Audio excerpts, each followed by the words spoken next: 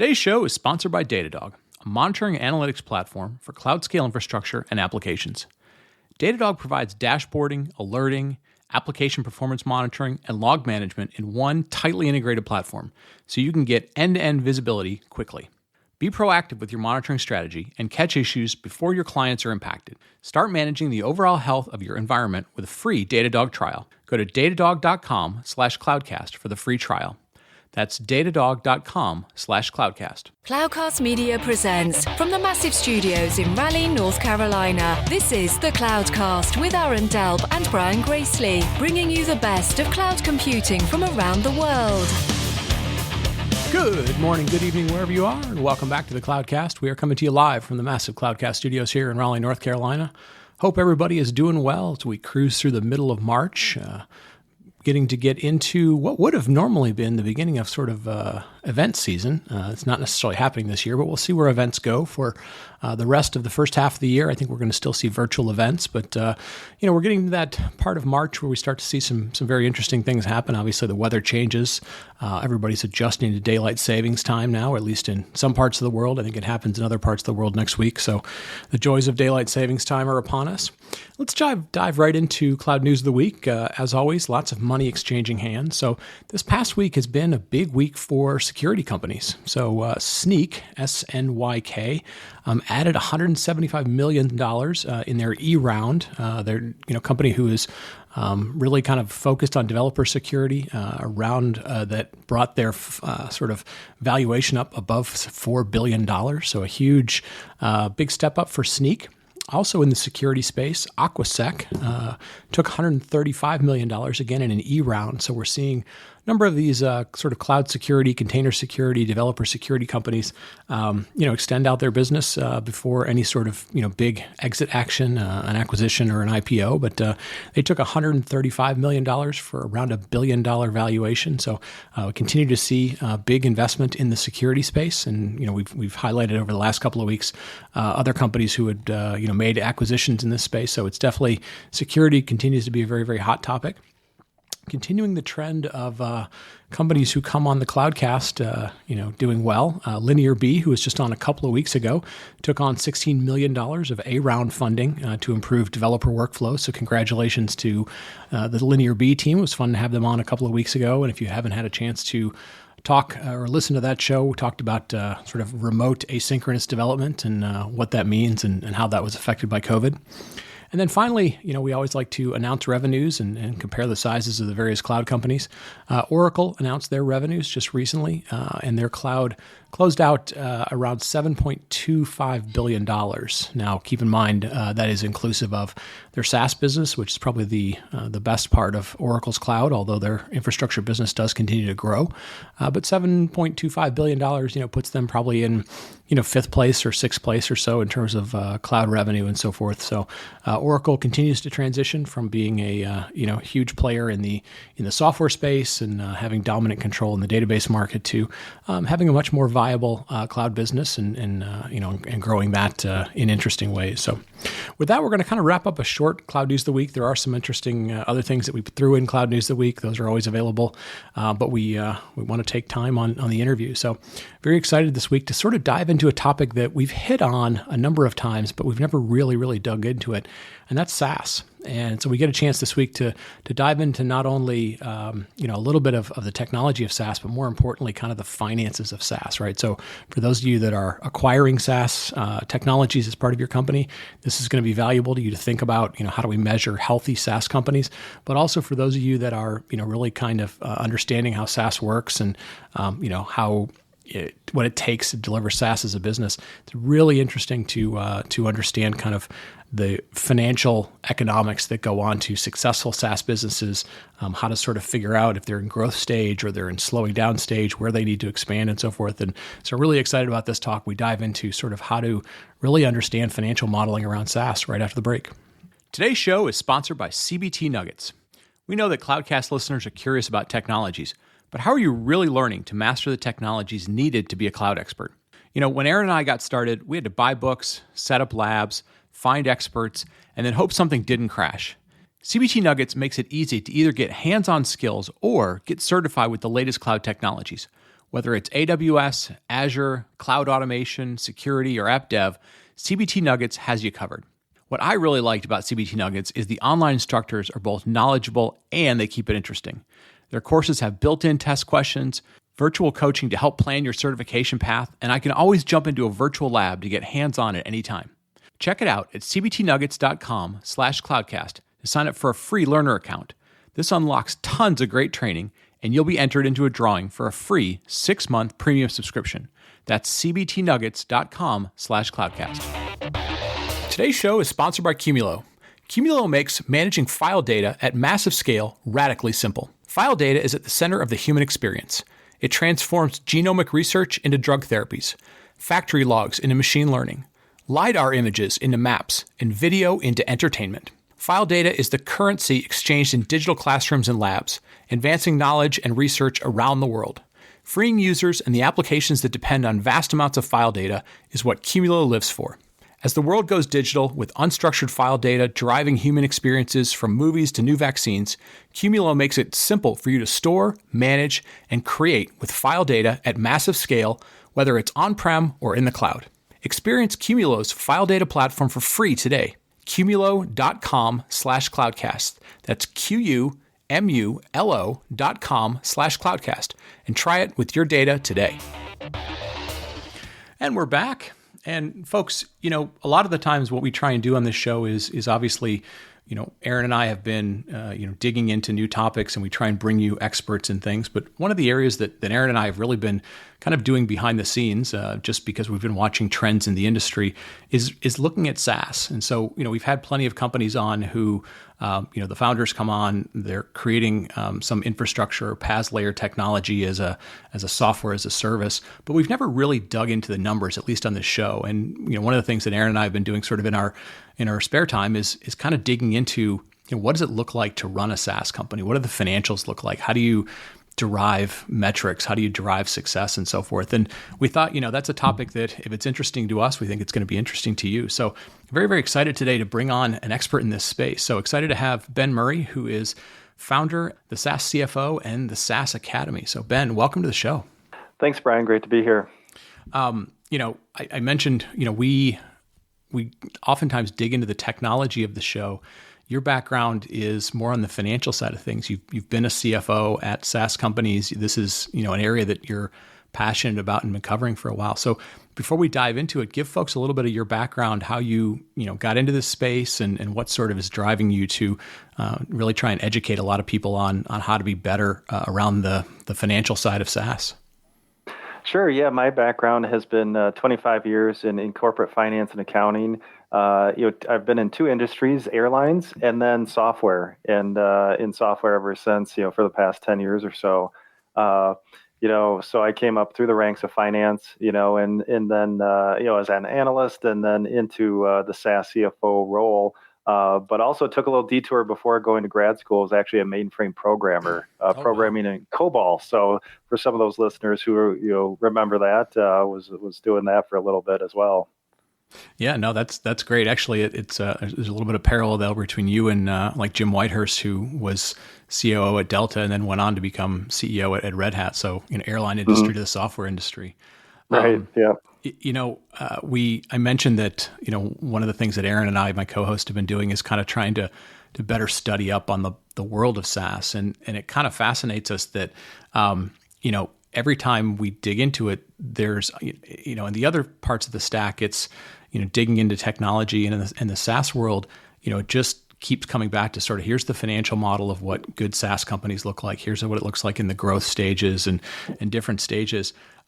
You are now sort of really focused on educating people in this space. Like, how do you go about teaching best practices? What are the sort of methodologies? Do you start from kind of general accounting principles? Is your software background? How do you blend those two worlds together? Yeah, and when I talk and work with founders, there's always a progression, right? In the maturity of your finance and accounting process. So you have the financial data that you need to run your business and also be proactive with your business. And, it's not sexy, but it starts with the accounting foundation, right? Having good accounting numbers, timely, accurate, so that you can actually do something with that data. But with SaaS, one piece is accounting, but it's also all the operational data that's trapped in that business. So SaaS CFOs really are focusing, of course, on the accounting side, but then the operational piece and marrying those two together. So there's that progression of accounting data, to having then good financials, and then from good financials, then be able to produce metrics that are relevant to your business, so you understand, where you're going with the business. Yeah, and I have to imagine, you really kind of have to understand much more than you would have if it was kind of commercial software, right? Because commercial software, you spend a lot of money up front, and then you are putting it out as a a CD or a download. SaaS, there's, like you said, there's an operational component of you're still spending money before anybody ever comes to your website. So, you kind of have to really kind of understand the operations of that point, which seems sort of unique to the SaaS world, I think.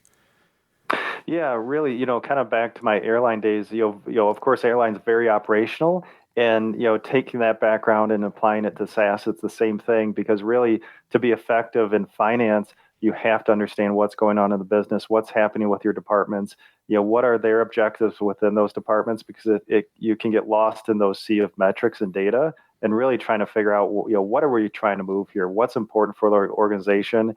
At what stage are we? If we're growing and we want revenue growth, or now we need to stabilize and we need good margins, we need good cash flow.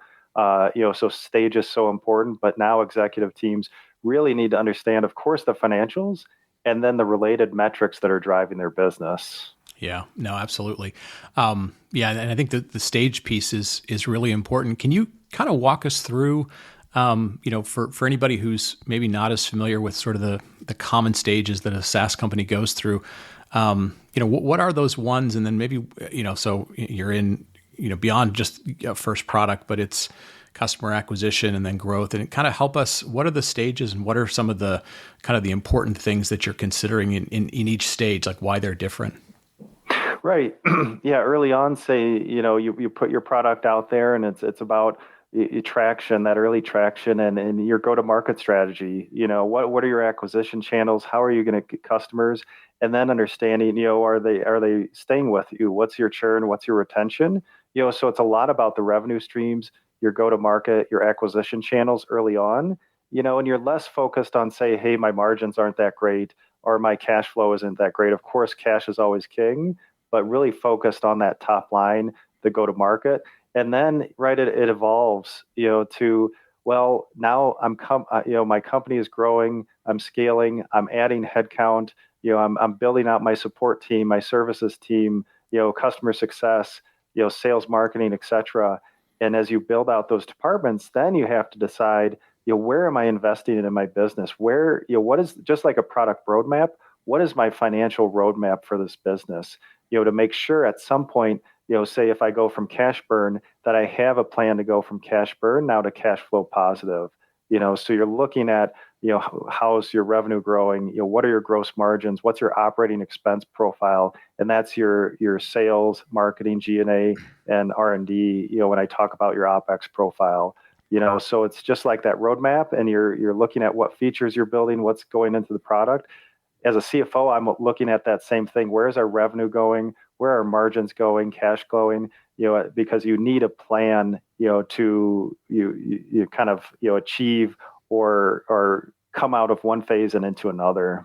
Yeah, and that's to me, that's one of the biggest things. As I've been kind of diving into SaaS more and more, is kind of the understanding that there is a big difference in the way that you go to market and think about the market when you're just trying to raise awareness of your product, you're trying to get initial customers versus, when do we spend time on, trying to get, additional 20% of new customers? Or are we trying to, grow existing customers? Because there's very different financial models that go against those two different things. When does it make sense to, add more sales reps? When does it make sense to, double down on marketing? And so you really have to understand the phases are different. And I think if you've sort of lived in a traditional software world, you think of everything as an individual transaction. I want to make the most money I can get out of that. And that's not always the case in SaaS because of this sort of ongoing recurring relationship you have with customers or customer churn. Right. Yeah. Sales and marketing metrics are so important, near and dear to my heart, because I spend, CFOs have a close relationship with sales and marketing and what's happening there. So, right. Yeah. New versus expansion revenue. In the beginning, as you're growing, it's like, hey, it could be expensive to acquire these customers, looking at your CAC or your customer acquisition costs, but that's okay because you're trying to grab some market share, you're trying to grow. It's okay to have an expensive CAC, but that's where I talk about, hey, that financial roadmap, where are you going to eventually that has to reverse where your CAC is efficient, where you can acquire new customers at a decent cost, so you're not tying up all your working capital in your CAC. And the same thing with expansion, right? CAC and acquiring new customers tends to be more expensive, which is fine. But then expansion revenue is very important. That can drive huge growth. And expansion typically is less expensive to expand your existing customer base, whether that's through upsells or cross sells to different products. So those are the different metrics as you grow that you have to look at, to make sure eventually that they become efficient, that you understand, how your go-to-market strategy, translates into an ROI for your company. Right, right.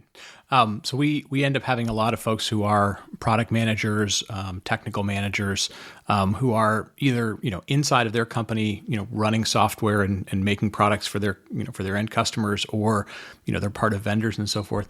I wonder if we could kind of walk through just some of the so you used CAC as an acronym, customer acquisition costs. Can you walk us through maybe some of the 5-6 really important ones that if you're a product manager and you're hearing these things thrown around, like what are they and why they're important? Yeah, I would think for a product manager, with SaaS, any recurring business, you have to understand the health of your recurring revenue, right? Because that's where valuations come from. It's that recurring revenue stream, that nice cash flow that you build over time. So the health of your recurring revenue is so important. That's where you're measuring churn and retention. So some common things that you look at there is like logo churn. How many customers are you losing per month or per year? And then there's also the revenue side. So they talk about revenue retention. A big one is gross dollar retention. So if you look at your existing customer base, how much revenue from that existing customer base are you keeping? Then you have net revenue retention. So with that is gross dollar retention plus expansion from your existing customer base, and that's where you hear like that term net negative churn, or expansion greater than 100%. That your existing customer base can also drive big growth. So that's really important, I think, for product managers to understand, and also just the leaders in general in your business, because you could be doing a fantastic job of acquiring new customers, but if you have horrible retention, right, you're just going to get caught in this cycle of spending money to acquire, and then you lose it right away. And that's why they say churn is a SaaS killer, because it just sucks up so much cash within your business. That those are some of the big metrics that you should be aware of. Yeah, and that's to me one of the really unique things about SaaS from a software perspective is, as the company providing it, you really, if you've built the product the right way, you really should have very good visibility into what your customers do, right? That's different than if you're selling software that goes on premises and you're not really sure what they're doing. One of the things that I find, and I think this is sort of organizationally very interesting, is not enough companies kind of share this sort of knowledge, right? You'll have product managers or you'll have technical teams, and they think my job is all about getting as many features as I can, or looking at my competitors and figuring out, do we have enough things on our list and so forth. And I think what I find in the SaaS world is, because you know or should know what your customers are using, which features are they using, how long are they staying on certain pages, how infrequently or frequently do they log in. It almost is as if they really need to be educated on connecting the dots between that technology and these financial metrics, right? So they understand, I don't need an 11th feature. I need those 8 that we have to be even better, more sticky, more, we need you to be reaching out to customers when we've learned that, when they go from feature 3, 4, and 5 to 5 and 6, they double their spend. Like, how do you find people educate across organizations with these sort of financial knowledge or financial metrics? Is it a common thing, or is it, still a big area to grow into? Yeah, I think it's still a big area to grow to. And those are, some great debates internally that I've had with executive teams of, hey, let's, just stop creating so many features and let's just sell the product that we have because we've got good retention. Our acquisition so far is pretty good. And those are the things that say dev needs to know, of what's happening, from the customer facing world. What is sales experiencing on the front line as far as trying to get new products into organizations, and that's where that business side has to trickle down to different departments and especially dev, that it's like, let's just take a time out. Do we really need, like you said, that 11, 12, 13 feature, or can we just sell the heck out of what we have right now because it's working? And then decide, where we should spend our time. Yeah, is it retention? Because I've seen two philosophies of, with a product roadmap. Some people, it's like, hey, I want to build features to grab new customers. Other, it's I want to, improve existing features to retain our customers. So that's where that business side, what sales is experiencing, what the CFO is seeing, and sharing that with the dev team. Yeah, no, and we've always encouraged folks, that it's important to not only be, very good at what you do on the technical side, but understand the business, understand what your customers do, understand sort of that whole process. We constantly see revenue numbers come out from companies. Companies announce earnings. We see stuff in the press and so forth. And sometimes it can be a little complicated. Like, is a company doing well? Are they not doing well? Do you have sort of a set of sort of ratios and metrics that, as you look at a company, you can sort of tell, okay, at least on the surface, that company's doing well, that one's struggling. Like, are there some kind of key, flags that you look for as to how well a company is doing at any stage from a SaaS perspective? Yeah, I always like, kind of looking at the macro picture, kind of financial management 101. One is, again, the health of your recurring revenue. And two, a big thing is gross margins. So where is your gross margin at? And that's just revenue, minus your support team, customer success, DevOps, and if you have services equals your gross margin, right? And typically I'm looking for something that's 80% and greater. And then within that, you can break out, hey, what's my recurring revenue margin? What's my services margin? And so forth. So it's so important, to look at that profile to say, hey, is it working? Is my gross margin too low where it's like, hey, that's really going to hurt my cash flow and it's going to be hard to catch up? Or, my gross margin is great. That's working. So as revenue scales, my COGS scales, and then looking at your operating expense profile, and what investments that you need to make. As you look at, I did a study on HubSpot's financials, and they, the gross margins were really low, but as they were scaling fast, right, revenue growth was great. And, assuming that they were investing in their infrastructure to keep up with that revenue growth. But it's interesting, as they reached or got closer to IPO, that financial profile really changed where they got their gross margins to 80+%. They started producing cash flow and positive EBITDA margins. So again, that's where I talk about, that financial profile of, hey, we may be burning cash right now, but we're growing fast. We have the cash runway, but at some point, right, that's going to have to flip and you're going to have to prove the economics of your business. Otherwise, right, you'll run out of cash eventually. Yeah, no, that's one of those areas that I find always confuses people.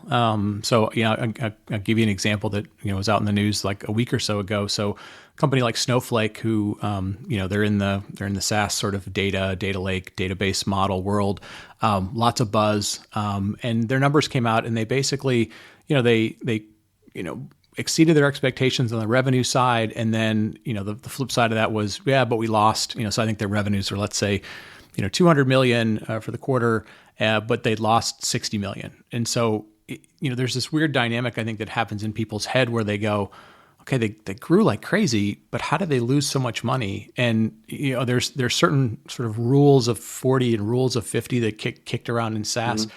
Can you kind of explain to people, and I think it has to do with, again, what stage of where you are, but like, how do those things line up where it seems like, on one side you're growing really fast and the market loves you, but you're losing money like crazy? Like, what are some of the ways to kind of rationalize how that's working out?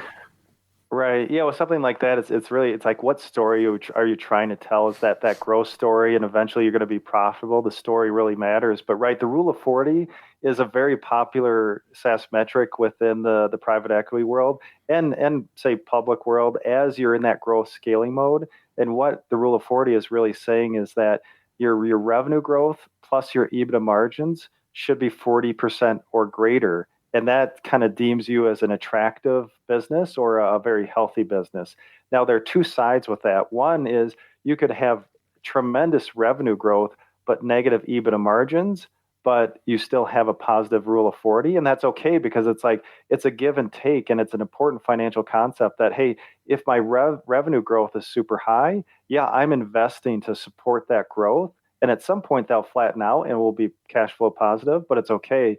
But on the flip side, if you're in a market that's very mature and your revenue growth is just very steady or slow, then you better be producing nice cash flow, nice EBITDA margins to be deemed attractive. So it's that give and take, and it's also helps financial, the managers of the business. Where are we investing? Are we investing in growth?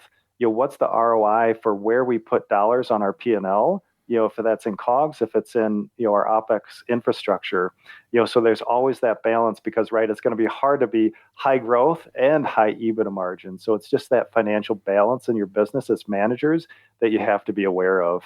Right. Yeah, no. And I like that, as you read up about some of those things, they kind of give you some sense of like, you're going to see the numbers look like this, and that may mean, hey, you need to double down on trying to take more market at this point in time. Actually, your number's too big. You need to double down on taking market, or your number is getting lower. Like you said, like the market may be maturing. You should be doubling down on cash flow and being, stable and protect yourself. And so, yeah, it's interesting that it kind of fits into these known paradigms that I feel like sometimes the software world is just kind of like, oh, well, if we have a genius founder, it's going to work out, or if we have some killer technology. But the reality is you have to be very, very disciplined on the financial side to make things work.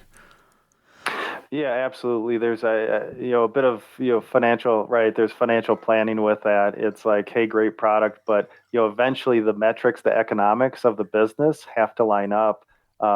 Where maybe you're having great growth, but to support that growth and that infrastructure, it's just too expensive. So you either have a cost infrastructure problem or a pricing problem, or both. So it's really the managers of the business, the executive team, they have to understand, the P&L, and the metrics that are important to their business. Like you said, can we double down in sales and marketing because our CAC is great, our cost of ARR is great? Then let's go for it. But if it's not great, hey, we've got to pull back and reassess that before we invest money into that's something that's not going to produce return for us. Right. Now you've like you mentioned at the top of the show, you've been in the non-SaaS world. You were in the mainframe world. You're now fully kind of in the SaaS world. Do you find that SaaS is sort of unique in how you think about financial modeling for it, or do you feel like there's certain kind of principles, best practices that could be applied if somebody was like, hey, I run an internal software team for my organization. Can we run this technology more like a business, or is SaaS sort of unique in the way that it has visibility into stuff? Are there any parallels that could be drawn? Yeah, I think, with SaaS and modeling and forecasting SaaS, the big thing is understanding your operating model. As revenue grows, what do you need to support that revenue growth, which is really important. So that economic model of the business. But I think, with talking to founders, seeing different business models, the expense side is pretty easy to forecast, to model, to understand. But it really, almost every SaaS company has a different pricing structure, a different go-to-market structure. So really the unique thing with SaaS is around pricing around the revenue streams. Because before you had kind of, the pure SaaS, now you have SaaS plus transactional or SaaS plus hardware. So just these different revenue streams or managed services, that's the unique part of SaaS, is that revenue model where the expenses, are typically pretty straightforward, to model. Right. Ben, I want to thank you for your time. I have a feeling I could sort of pick your brain for hours and hours, but I want to be very conscious because you're just starting off going, full time. You've been running the SaaS CFO and the SaaS Academy for a while, but you just announced the other day that you're doing this full time. So I want to let you get back to it and thank you for the time. Real quick, for people that are like, man, this stuff, I need to learn more about this. What do you get out of engaging with, say, the SaaS Academy or the types of things that you've been writing about for years and years? How can what types of things would somebody expect to learn? Yeah, if I have tons of free resources out there, for, posts and templates to download at the SaaSCFO.com with THE in the front, which will be in the show notes. But that's a great way, kind of the how-to, the why, tips and tricks of SaaS metrics and concepts. So tons of free resources there. And then, of course, I have my SaaS Academy if you want to dive in deeper into the metrics, if those are core to your business, to your position, and you're actually calculating those and have to understand those. I have some courses that will help with that as well. Yeah, no, that's great. And we'll have links to those in the show notes for folks, for anybody who's interested. We're always looking for good resources to try and learn new things. Well, Ben, thank you so much for the time today. It's been really helpful to dig into it, to kind of get a better sense of stuff. Is there, outside of the website, is there a good way for folks if they want to engage with you around these things? I know we're not traveling much, but what's the best way for folks to get engaged with you? Sure. Yeah, you can contact me through the SaaS CFO site or on Twitter at the SaaS CFO.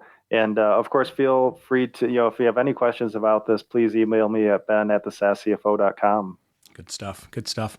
Well, folks, with that, we're going to wrap up. I've enjoyed kind of digging into this. Like I said, Aaron and I have been really looking at it, kind of behind the scenes, and something we've been very curious about. So this has been a great chance for us to dig more into it. As always, thanks for everybody for telling a friend about the show. Thanks for helping us grow the community. If you get a chance, tell your friends about Cloudcast Basics if they're new to the cloud space. With that, we're going to wrap up, and we will talk to you next week. Thank you for listening to the Cloudcast. Please visit thecloudcast.net to find more shows, show notes, videos, and everything social media.